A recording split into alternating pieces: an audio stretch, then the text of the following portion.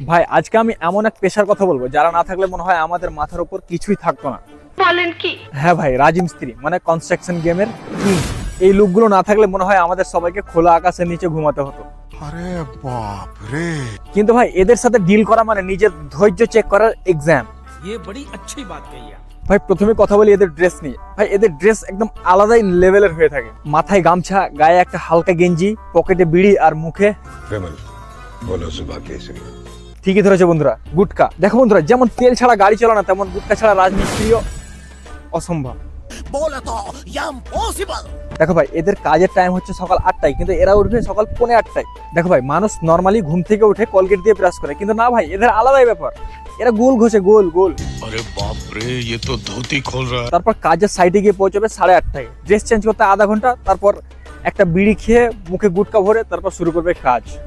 ये बड़ी अच्छी बात कही आप। তারপর 11টা বাজতে না বাজতেই শুরু করবে চায়ের বারাত। যদি এদেরকে চা না খাওয়াও তাহলে এদের চোখে তোমার থেকে বড় শত্রু আর পৃথিবীতে কেউ নেই। আর ভাই এদেরকে যদি ডলি চায়ওয়ালার কাছ থেকেও যদি চায় নিয়ে এসে খাওয়াও, তাও কোনো না কোনো ভুল বের করবেই চায়ের মধ্যে। ভাই এবারে সব থেকে মজার বিষয় হচ্ছে লাঞ্চ ব্রেক। দেখো ভাই, খাওয়ার সাথে কিন্তু কোনো কম্প্রোমাইজ চলবে না। 5 মিনিট আগে কাজ ছাড়বে তাও ভালো, কিন্তু 5 মিনিট পরে কাজ ছাড়বে না। আর লাঞ্চ ব্রেক শেষ হওয়ার সময় হচ্ছে 2টা, কিন্তু 2:30 বেজে গেছে তাও এদের খেয়াল নেই। আর ভাই এদের কাজের ডিউটির শেষ টাইম হচ্ছে 5টা, কিন্তু 4টা না বাজতে বাজতে এদের সামান পাতি সব গুটিয়ে মানে রেডি আছে এরা। खत्म हो